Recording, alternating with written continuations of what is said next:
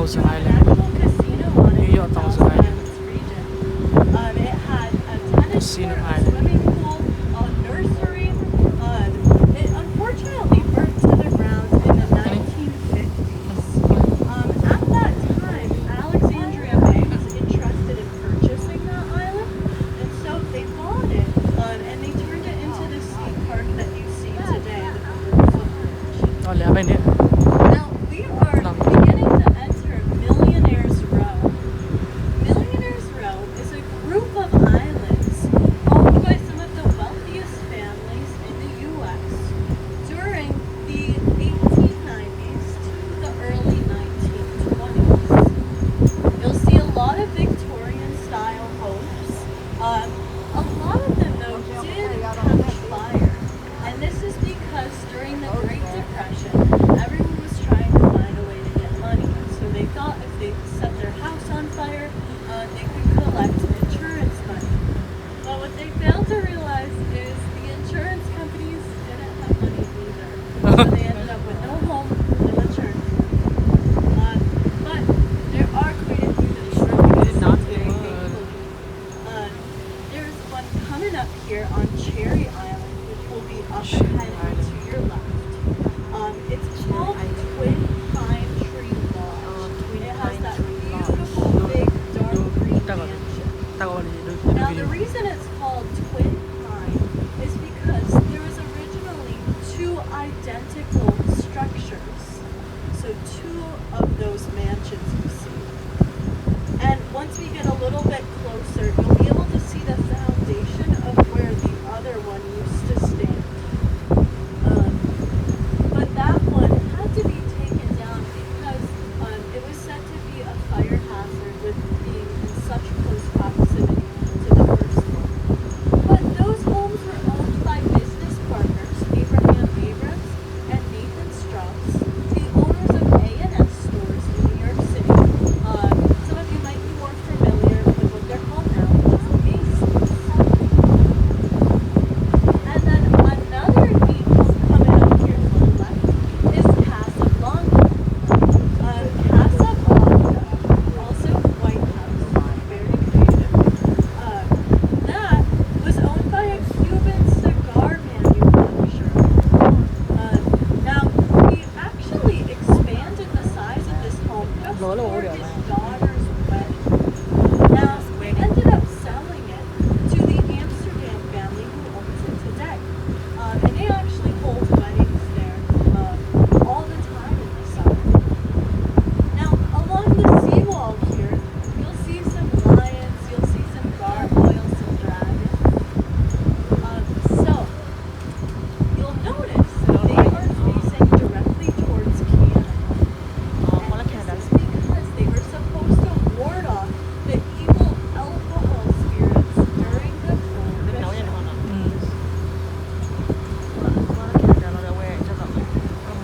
Kind of funny enough, though, if you look on this dock to the left, you'll see some globe lanterns.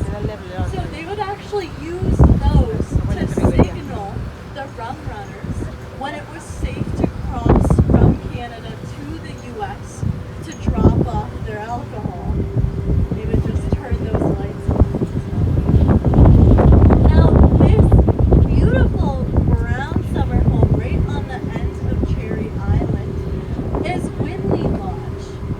They built Winley Lodge in 1903. And they built it because it's so close to the Thousand Islands Country Club, or Yacht Club, which is actually directly behind us right now. You can see a bunch of yachts if you turn around behind us. So they decided they wanted to be just a boat ride away. They built right there. Now, coming up, it's going to be on your right-hand side. We're going to pass by another island. This one doesn't have a house on it, though. This is Devil's Oven.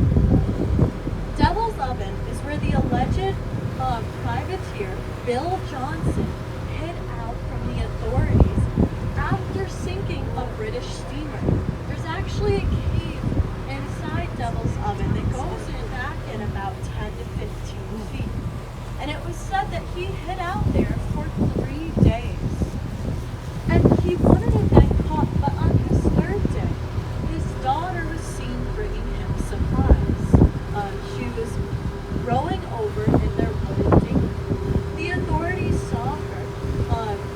went Oh, over yeah. to go see what she was doing.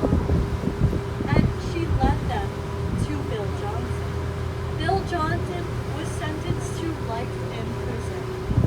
However, a few years later, he got a presidential pardon on the stipulation that he would serve as a lighthouse keeper for Rock Island Lighthouse, about 4 islands upriver.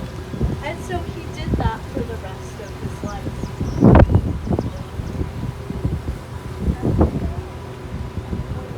And then this island to our right is the home of Wheeler Lodge. So you'll notice there's an older stone foundation. That nice modern home sits atop of it. So that actually used to be the first boatel. A boatel is a hotel you can only access by boat. And it was pretty popular in the early 1900s.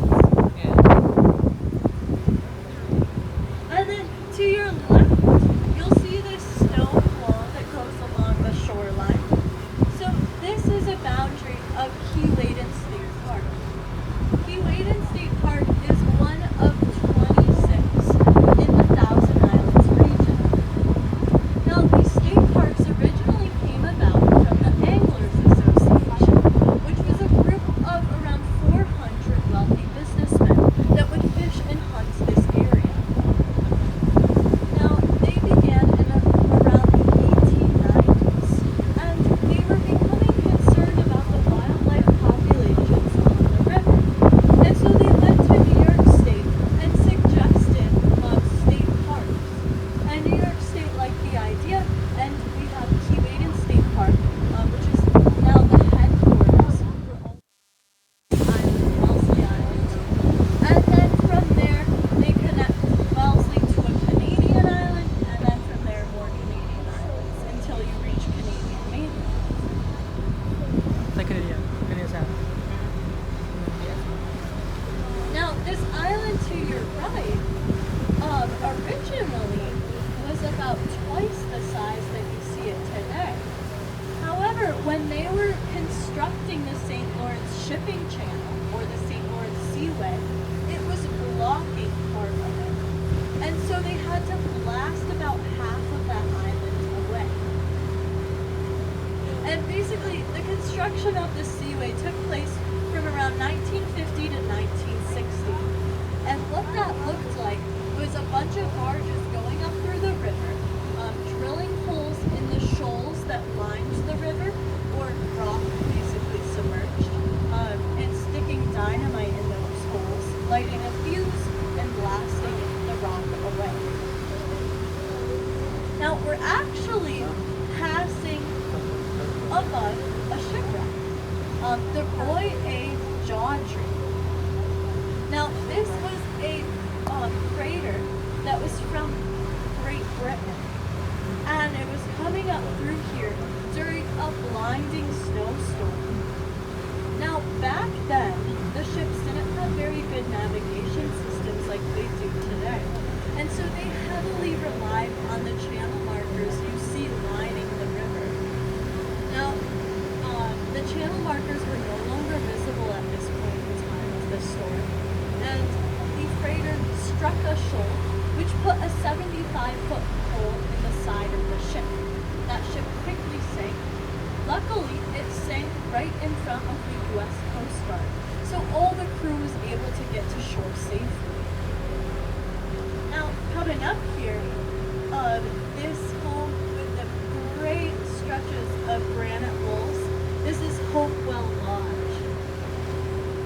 Hopewell Lodge was built by George for his daughter's wedding present. Wedding present.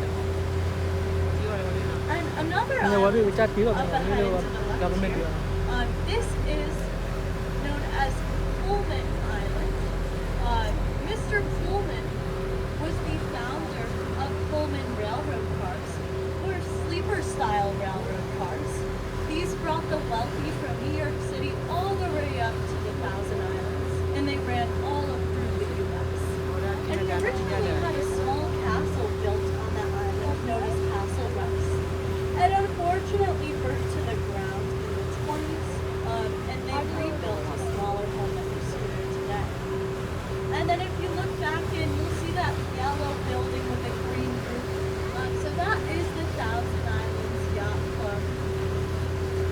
The Thousand Islands Yacht Club used to be a pretty big deal to get into during the golden age of this area.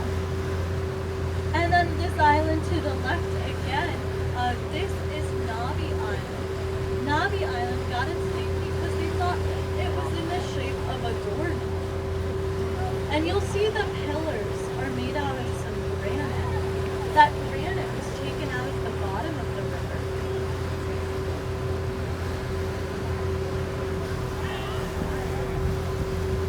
So everyone, Captain Jane just told me we have a salty coming up ahead. It's gonna be on our right.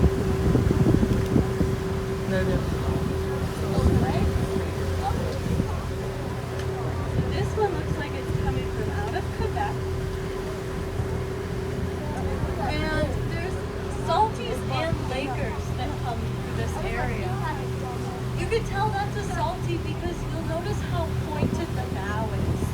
Salties are the only ones that go out into the ocean, so they need that really pointed bow to be able to break through those waves. And then another way you can tell this is a salty is because you'll see an orange lifeboat on the back that's at a tilt. The salties are required to have that specific kind. Now this salty is sitting pretty low in the water, so we can assume that it has a pretty full form. But some of the freighters that you'll see, you can tell they're sitting pretty high up out of the water. There's a dark Đây là ốc mới nào line đây? normally be. And you can just tell. Đây là summer house này. Summer house But này. that one's headed up Ta lui được bao giờ towards bạc lò lại hay Ontario, không? and it could go as far as up in Đập Minnesota. thí lui được Hà Tý đi vậy con. The St. Lawrence Seaway stretches 2,300 miles long.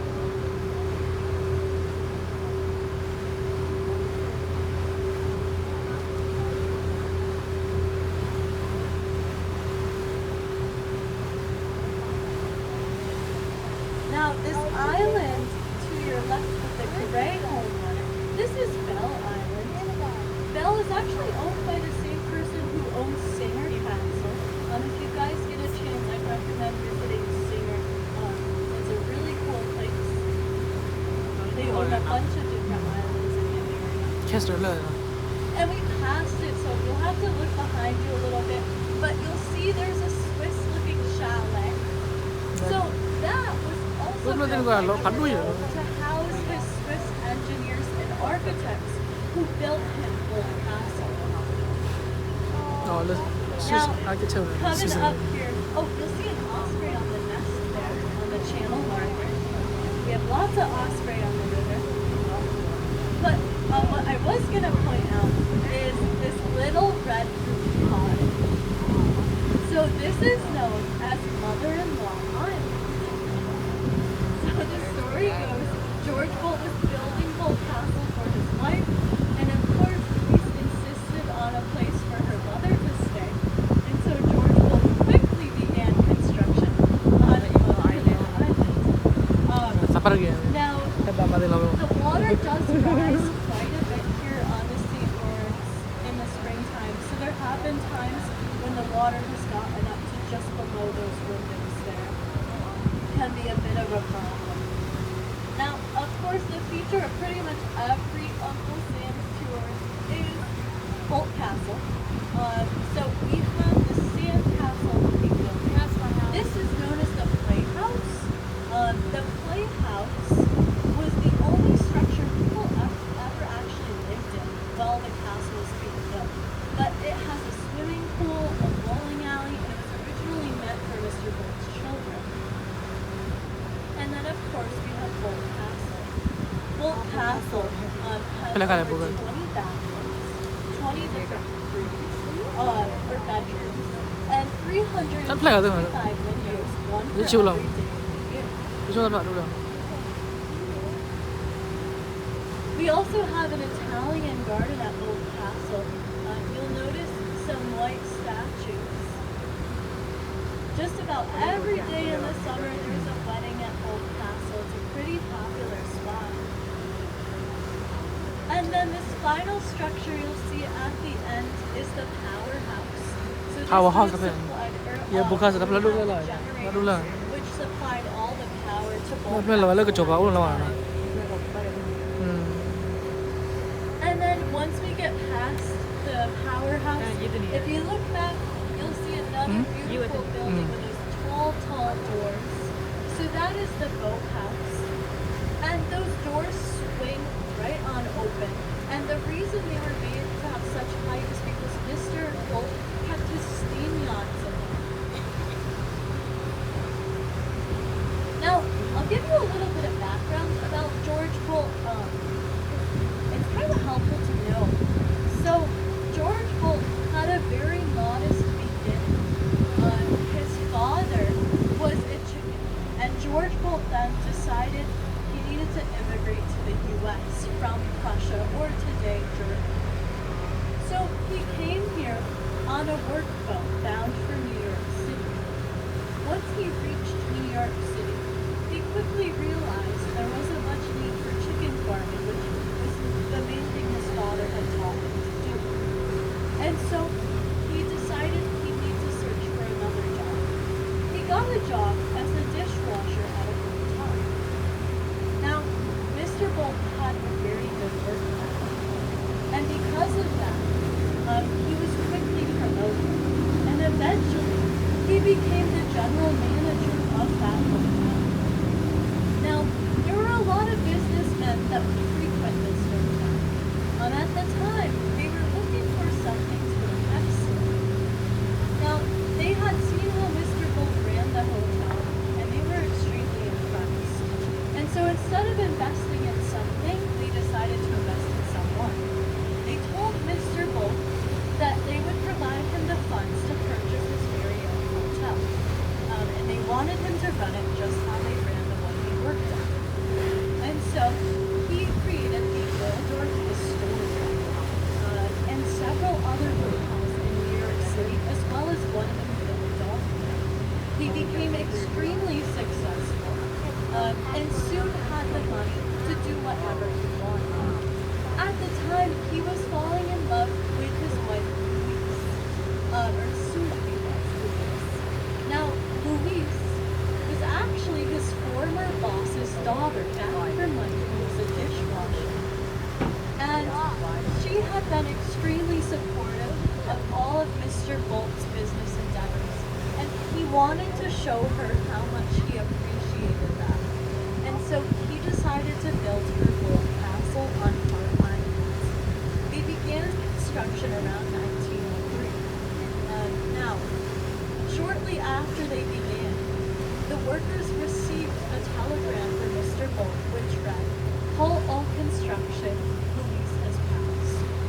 Louise passed away of tuberculosis at just 40 years old. And TV we were instructed to not finish anything else on time. So Bolt Castle sat vacant for quite some time. Eventually, the Thousand Islands Bridge Authority decided to purchase Bolt Castle for $1. And it was sold for that cheap with the stipulation that all the funds that were made from Bolt Castle in tourism would go back to the community and back into the restoration of the castle itself. And so all the money you guys give to them from your tickets or from the concession, it all goes back into the castle.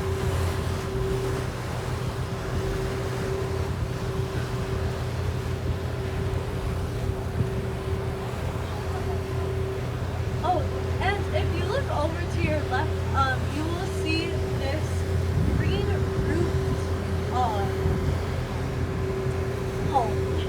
So that sits atop of Tugboat Island, and Tugboat's kind of interesting because it's one of the few man-made islands on the St. Lawrence.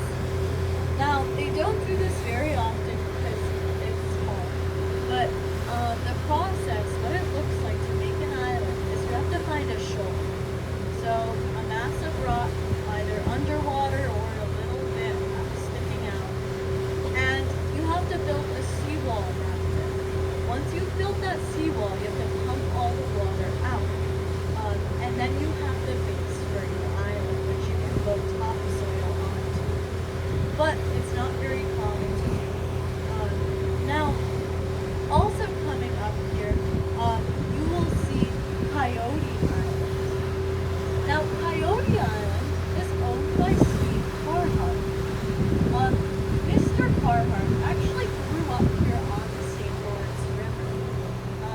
spent his summers fishing, swimming out on the boat as a kid.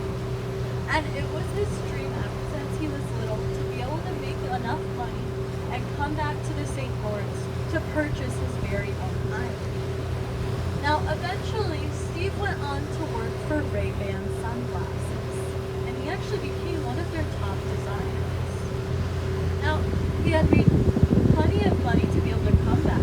Ray-Ban and afford his sunglasses. own island. So he purchased Coyote Island. Now, he spent his summers like he did when he was a Ray-Ban kid, sunglasses fishing, one. swimming, out on the boat. And the only problem was, is when he was out on the boat, he would inevitably drop a pair of his $200 Ray-Bans over the side into the river. Now, he said it was okay at first, he had a pretty good supply, but after dropping the 8th pair into the river, getting a little old, and so he decided to come up with a floating sunglass. So he designed Bob's floating sunglasses. Now, after he finished designing them, he began to manufacture them. Then he knew he needed a place to sell them. At the time, he was friends with Ron Thompson, the owner of this boat. He went to Ron and said, "Look, I made these sunglasses. I'd like you to sell them on your boat so we can buy them." And Ron tried a pair out and he loved them. And so now we sell them down in the concession. They're $20 a piece, no matter what style you get. If you want a pair that float, just make sure they say Bob's on the side. And something else. No, I think that's it. But yeah, so that's the story of Steve Carhart and this floating sunglasses.